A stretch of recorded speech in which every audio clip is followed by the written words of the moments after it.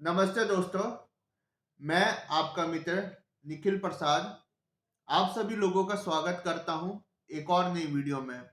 तो दोस्तों, आज की वीडियो का विषय बहुत ही ज़्यादा इम्पोर्टेंट और हेल्पफुल होने वाला है और आज इस वीडियो में मैं एक बहुत ही महत्वपूर्ण विषय पर आप लोग के साथ बातचीत करने जा रहा हूं। तो अंत तक इस वीडियो में बने रहें क्योंकि हो सकता है कि इस वीडियो के अंत तक आपको बहुत कुछ महत्वपूर्ण जानकारियाँ जानने को मिले। तो दोस्तों, आज की वीडियो का विषय यह है कि हम हकलाने वाले हमेशा इंटरव्यू से डर करके रहते हैं और हमें यह चीज़ बिल्कुल भी नहीं मालूम होती है कैसे हम लोग इंटरव्यू को फेस कर सकते हैं और इंटरव्यू को फेस करके किसी भी जॉब को कैसे हम लोग हासिल कर सकते हैं।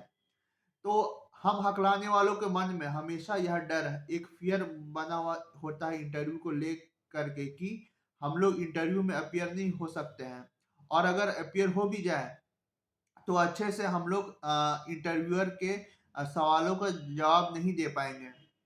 तो चलिए, आज की इस वीडियो में मैं अपना कुछ पर्सनल एक्सपीरियंस शेयर करता हूँ और आज की वीडियो में मैं कुछ टिप्स एंड ट्रिक्स भी दूँगा उन हकलाने वालों को जो कि यह सोचते हैं कि इंटरव्यू में वह अपीयर नहीं हो पाएँगे और इंटरव्यू में अपीयर होना उनके बस की बात नहीं है। तो दोस्तों, पहले तो मैं एक चीज़ साफ-साफ बोलना चाहूँगा कि हर हकलाने वाले के मन में जो डर बसा हुआ होता है, वह सिर्फ़ एक जो है छोटा-मोटा डर ही है ना? अगर आप इंटरव्यू में अपीयर होते हैं, तो आप जितना इंटरव्यू में अपीयर होइएगा, उतना आपके मन में जो बसा हुआ डर है, वह निकलता जाएगा। क्योंकि जब आपका फर्स्ट एक्सपीरियंस होता है, ठीक है? तो आपको काफ़ी ज़्यादा डर और एंग्ज़ायटी महसूस होती है। आपके माथे से पसीना आता है और आपके मन में यही विचार चलता रहता है कि आप सवालों का जवाब ठीक से दे नहीं पाएँगे। आपको बहुत ज़्यादा दिक्कत आएगी, बहुत ज़्यादा स्टैमरिंग होगी, है ना? और आपकी साँसें अटक के रह जाएगी। और अगर कोई स्टैमरर पर्सन नहीं भी है, अगर कोई नॉर्मल स्पीकर भी है, तब भी उसको फर्स्ट जॉब इंटरव्यू में बहुत ज़्यादा एंग्ज़ायटी और परेशानी होती ही है। क्योंकि उसे भी नहीं मालूम होता है कि उसे किस तरह के सवाल पूछे जाएँगे। और कोई भी पर्सन अगर वह जॉब में अपीयर हो रहा है, तो उसे एंग्ज़ायटी और नर्वसनेस महसूस होती ही है। पर जो भी हकलाने वाले लोग हैं, तो उनके साथ कुछ अलग ही चीज़ होती है। जब वह अपीयर होते हैं किसी भी जॉब इंटरव्यू में, तब एंग्ज़ायटी के वजह से वह उनकी स्पीच पर भी इफ़ेक्ट डालती है और उनकी जो रेट ऑफ स्पीच है, वह बहुत ज़्यादा बढ़ जाती है और स्टैमरिंग भी बहुत हद तक इंक्रीज़ हो जाती है। और इस वजह से बहुत सारे स्टैमरिंग पर्सन इंटरव्यू में ठीक से बोल नहीं पाते हैं और इंटरव्यू में उनको ब्रेथलेसनेस महसूस होती है। तो सबसे पहले मैं यह कहना चाहूँगा, सबसे बड़ी टिप मैं यह देना चाहूँगा उन हकलाने वालों को कि आप किसी भी जॉब इंटरव्यू में अपीयर होने से पहले यह मन बना लें कि आपको बिल्कुल भी एंग्ज़ायटी में नहीं रहना है। क्योंकि अगर आपके अंदर हुनर है, आपके अंदर टैलेंट है, तो आपको ज़रूर वह जॉब मिल जाएगी, है ना? मेरा पर्सनल एक्सपीरियंस है कि मुझे 5 से 6 जॉब ऑफ़र्स मिल चुके हैं और मैंने जो है उन जॉब्स को, है ना, इंटरव्यू के साथ ही मैंने हासिल किया है। ऐसा नहीं है कि मुझे जो है 5 से 6 जॉब ऐसे ऑफ़र हो चुके हैं, पर मैंने जो है अपने एक्सपीरियंस के दम पे और अपने जो है एजुकेशनल क्वालिफ़िकेशन के दम पे मैंने 5 से 6 जॉब सिक्योर मैंने किया है अब तक अपने वर्किंग लाइफ़ में। तो जो भी लोग हकलाते हैं, वह यह सोच करके बैठ जाते हैं कि अगर उनको स्टैमरिंग की इश्यू है, तो उनको कोई भी जॉब मिल नहीं पाएगी, जो कि उनका बहुत बड़ा वहम होता है। अगर आपको स्टैमरिंग की इश्यू है और आप अगर किसी जॉब इंटरव्यू में अपीयर होना चाहते हैं, तो सबसे बड़ी टिप मैं यह देना चाहूँगा कि आप बिल्कुल भी एंग्ज़ायटी में ना आएँ। अगर आपको वह जॉब मिलनी होगी तो आपको ज़रूर मिलेगी। अगर आप क्वालिफ़ाइड है, स्किल्ड है, तो ज़रूर आपको वह जॉब मिल जाएगी। इसमें कोई शक नहीं है। पर अगर आप उसके उसके रिक्वायरमेंट्स पर खरे नहीं उतर रहे हैं, आपके अंदर वो प्री रिक्विजिट स्किल्स नहीं है, नॉलेज नहीं है, तो कितने भी कोशिश कर लीजिए आपको वह जॉब नहीं मिलेगी। तो जो भी जो रिक्रूटर्स होते हैं, जो हायरिंग मैनेजर्स होते हैं, वहाँ यह देखते हैं कि आपके अंदर क्या स्किल्स है। जो जॉब प्रोफाइल के लिए आप अपीयर हुए हैं, तो क्या उसके लिए आपके पास नॉलेज है, क्या आपके पास एक्सपीरियंस है, क्या आपके पास जो है स्किल्स है। अ, अगर आपके पास ये सब है तो ज़रूर आपको वो जॉब मिल जाएगी। पर अगर आपके पास वो स्किल्स नहीं है, वो नॉलेज नहीं है जो कि उस जॉब पोजीशन के लिए चाहिए, है ना? तब आपको चाह करके भी जो है नो सुनने मिल जाएगा और आपको वह जॉब नहीं मिलेगी। तो बहुत बड़ी मिथ यह है हम हकलाने वालों के बीच में कि अगर उनको हकलाने की समस्या है तो उनको वह जॉब नहीं मिल पाएगी, सिर्फ इसलिए कि उनको स्टैमरिंग की दिक्कत है। पर ऐसा नहीं है, हमेशा स्टैमरिंग की वजह से नो सुनने के लिए नहीं मिलता है ना? क्योंकि अगर आपको किसी से ना सुनने मिल रहा है तो उसका कुछ और भी रीजन हो सकता है। उसका यह भी रीजन हो सकता है कि आपके अंदर वो स्किल्स ना हो जो उनको चाहिए। वो आप आपके अंदर उतना एक्सपीरियंस लेवल ना हो जो उनको चाहिए, या हो सकता है कि आपके अंदर वो वो एजुकेशनल क्वालिफिकेशन ना हो, वो नॉलेज ना हो जो उनको चाहिए। तो बहुत सारे रीज़न होते हैं कि हम हकलाने वाले किसी जॉब इंटरव्यू में बैठते हैं पर हमें वह जॉब नहीं मिल पाती है, और हम मन ही मन यह सोच करके दुखी होते हैं कि सिर्फ और सिर्फ अपने हकलाने की वजह से मुझे वह जॉब मिल नहीं पाई है। बहुत सारे ऐसे जॉब पोजीशंस होते हैं जहां पर कि स्पीकिंग रिक्वायर्ड होती है, जैसे कि सेल्स एंड मार्केटिंग जॉब। अगर आप किसी सेल्स एंड मार्केटिंग जॉब के लिए अपेयर हो रहे हैं और आपको कुछ ज़्यादा ही परेशानी है, तो मैं एडवाइस करना चाहूँगा कि आप अभी उस जॉब पोजीशन के लिए अपियर ना हो, क्योंकि सेल्स एंड मार्केटिंग जॉब के, के लिए आपको बहुत ही फ्लुएंट स्पीच जो है अ, होना चाहिए। अगर आपके अंदर बहुत ज़्यादा स्टैमरिंग की परेशानी है और आपके अंदर जो है फ्लुएंट स्पीकिंग की कमी है, तो मैं एडवाइस करना चाहूँगा कि आप बिल्कुल भी या सेल्स एंड मार्केटिंग जॉब वगैरह में ना जाएं। पर बहुत सारे केस में ऐसा भी देखने को मिलता है कि जो हकलाने वाले लोग हैं उनको वह भी जॉब आसानी से मिलती है। ऐसा नहीं है कि किसी भी हकलाने वाले को सेल्स एंड मार्केटिंग की जॉब नहीं मिलती है। बहुत सारे ऐसे हमारे भाई हैं जो कि हकलाते हैं पर फिर भी वह सेल्स एंड मार्केटिंग जॉब में उतरे हुए हैं और बहुत ही अच्छा करके दिखा रहे हैं। पर फिर भी मैं कहना चाहूँगा कि अगर आपको स्टैमरिंग की बहुत ज़्यादा परेशानी है, दिक्कत है, फिर भी आप किसी ऐसे जॉब पोजीशन के लिए जा रहे हैं इंटरव्यू में बैठने, जहाँ पे स्पीकिंग बहुत ज़्यादा रिक्वायर्ड है और खासकर फ्लुएंट स्पीकिंग। आपको कॉल पर बात करनी है लोगों से, है ना? और आपको आपको आपके अंदर कम्युनिकेशन स्किल्स बहुत अच्छी होनी चाहिए, आपके अंदर नेगोशिएशन स्किल्स होनी चाहिए। तो अभी के लिए मैं यही बोलूँगा कि आप अपने कम्युनिकेशन स्किल्स पर काम करते रहें और ऐसी किसी जॉब जॉब पोजीशन के लिए ना जाए जहाँ पर कि कम्युनिकेशन बहुत ही ज़्यादा रिक्वायर्ड है। ठीक है? बहुत सारे ऐसे जॉब पोजीशन होते हैं जहाँ पे आपका इस स्किल्स ज़्यादा रिक्वायर्ड होता है, जहाँ पे आपके स्किल्स, आपके नॉलेज मायने रखती है ना?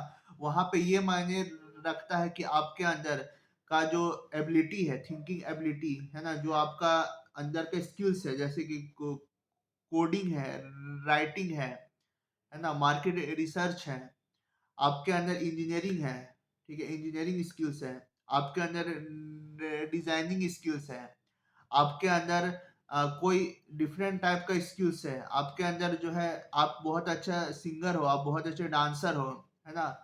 आप आपके अंदर कोई स्किल, आप उस चीज के जो है इंस्ट्रक्टर हो।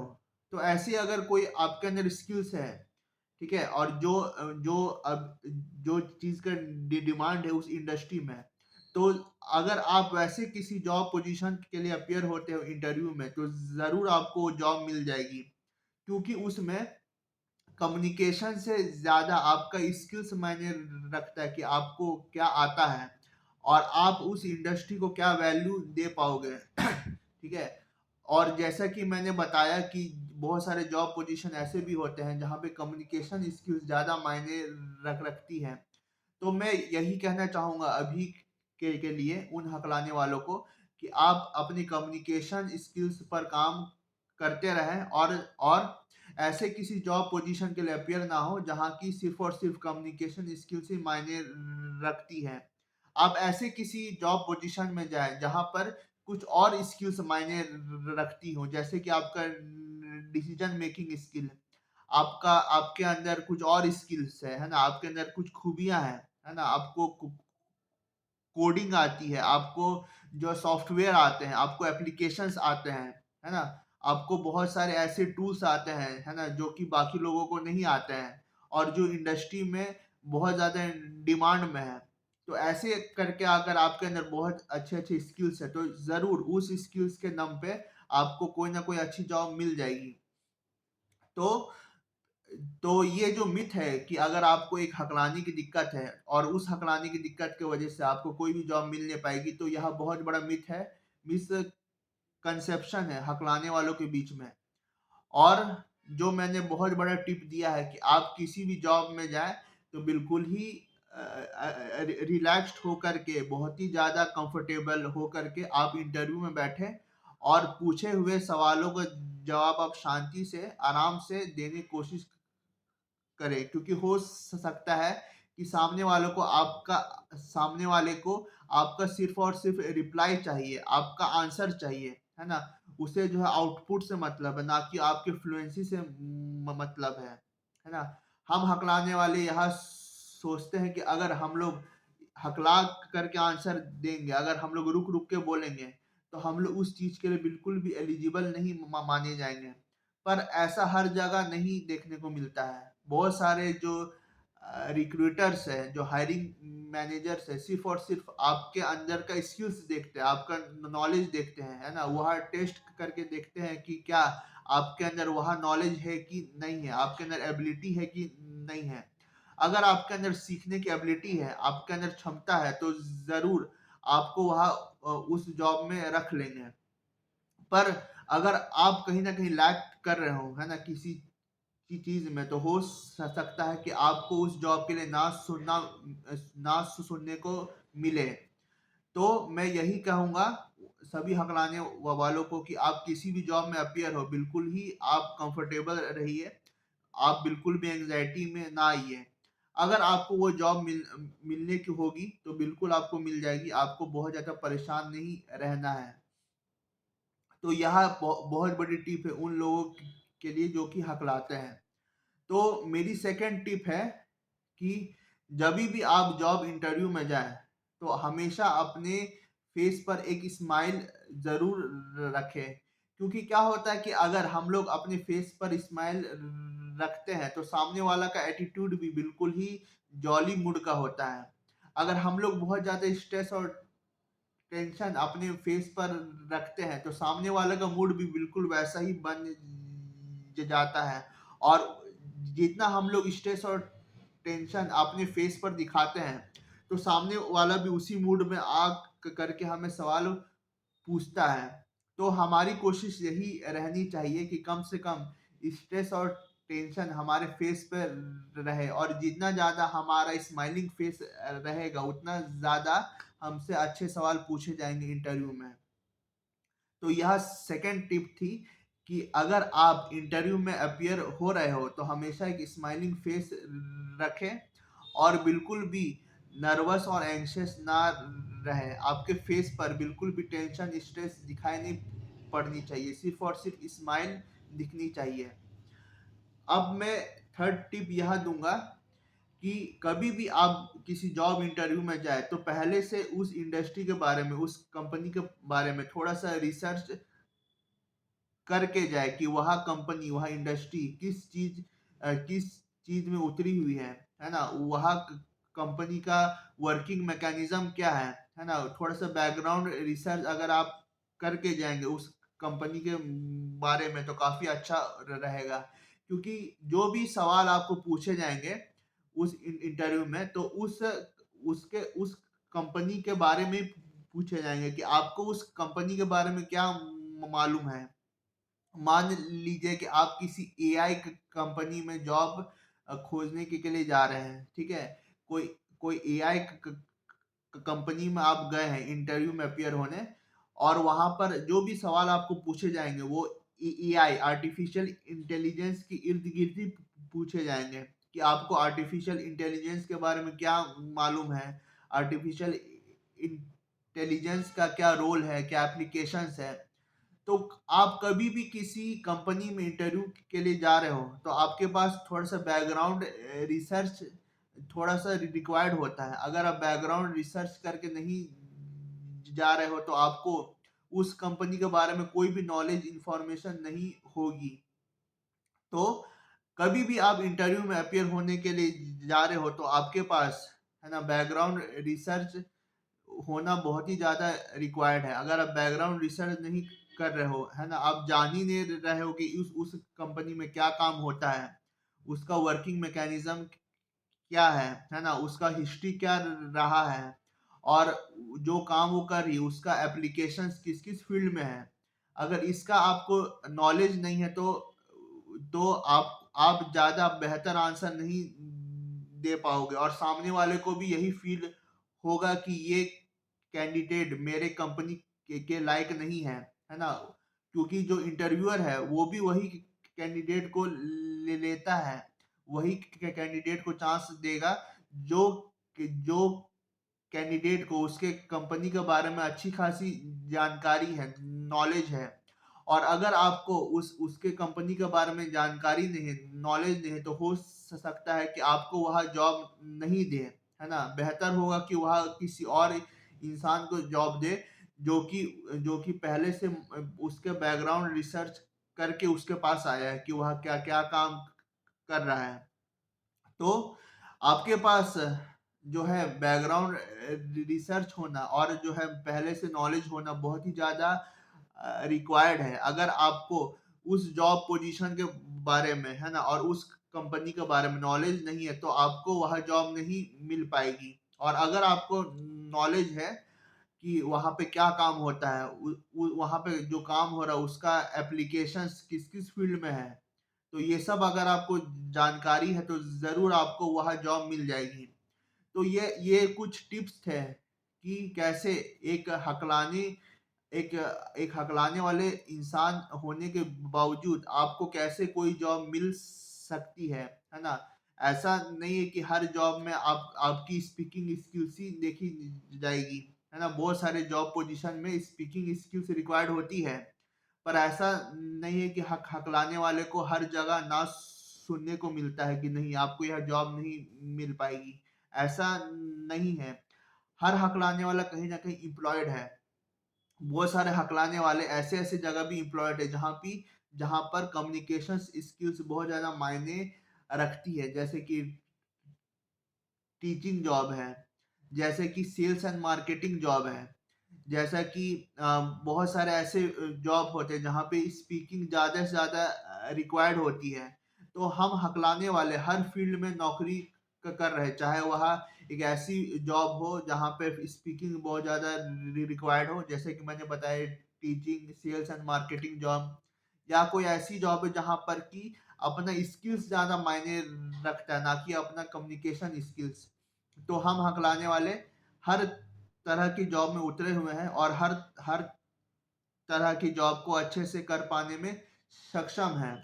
बस आप जो है अपनी कम्युनिकेशन स्किल्स पर काम करते रहें, और जो भी आपका लाइफ में एम है, विजन है, तो उसके लिए आप जो स्किल्स है, जो नॉलेज है, उस पर आप काम करते रहें। क्योंकि अगर आपके पास स्किल्स ही नहीं होगी, आपके पास अगर नॉलेज नहीं होगी, तो चाह चाह करके भी आपको वह जॉब मिल नहीं पाएगी। ठीक है, तो बस मेरा यही एडवाइस था सभी लोगों को जो भी इस वीडियो को देख रहे हैं।